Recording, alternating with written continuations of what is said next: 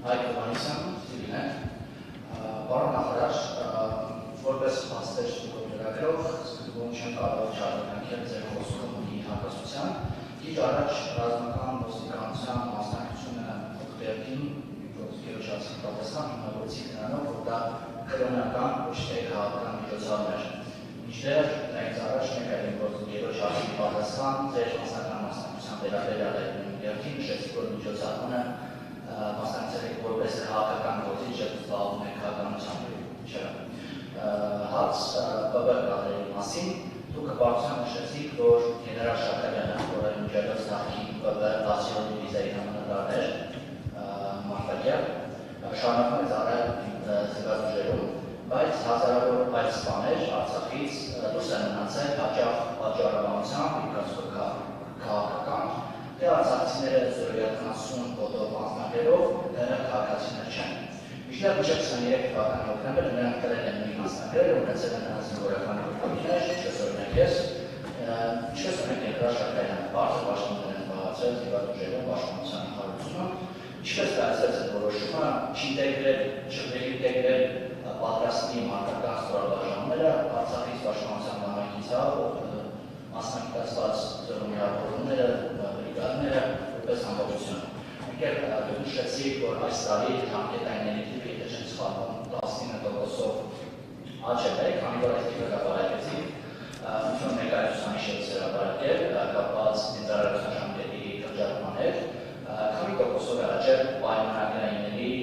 պաշտպանյացնայինացի կամ այլ ծրագրերով պայմանագրային զինծառայողների թիվը եւ արդյոք այդ աճը բավարար է հրացնելու ժամկետային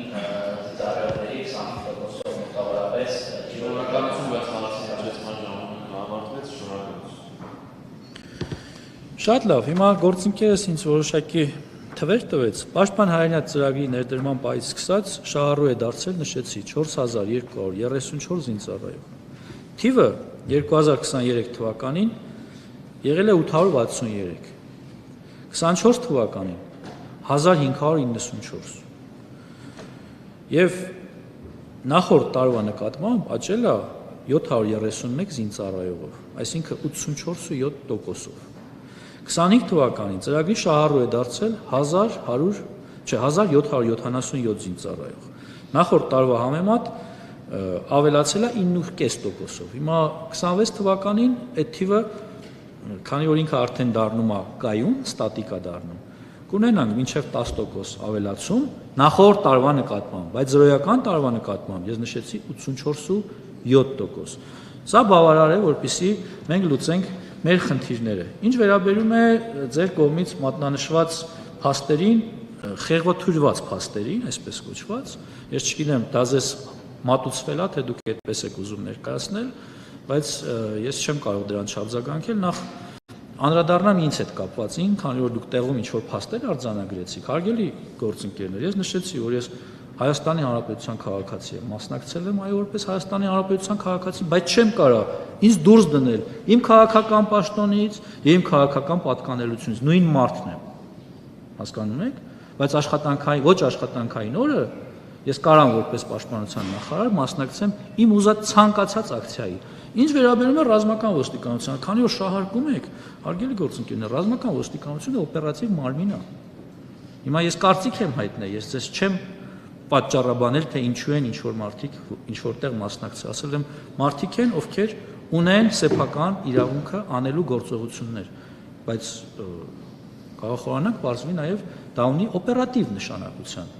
գործունեություն։ Նկատի ունեմ, սա մի հարց է, որի մեջ ես հարկ չեմ համարել խորանալու, որովհետև դրա կարիքը չեմ տեսնում։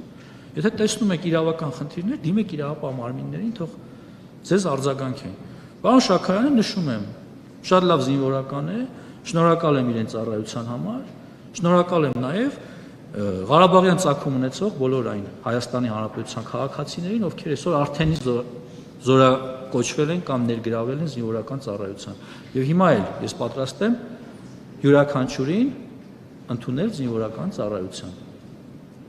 Կարգն է այդպես, Հայաստանի Հանրապետությունում զինվորական ծառայության կարող են անցնել Հայաստանի Հանրապետության քաղաքացիները։ Հիմա այդ հարցը իմ մոտ քաղաքականացնելու, ինձ մեղադրել, որ ես ոչ մեկի չեմ ընդունում, սուտ է, ձեզ ինֆորմացիա տվողը ստում է, դուք ինֆորմացիան փոխանցում եք, եթե հատուկ եք անում, ուրեմն ստում եք, որևէ մեկի համար չկա սահմանափակում։ Շնորհակալ եմ։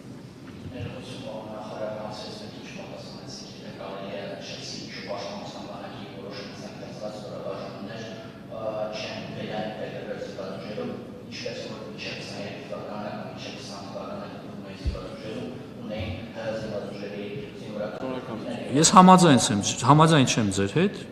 պաշտպանության բանակը ունեցել է իր կարգավիճակը։ Շնորհակալ եմ։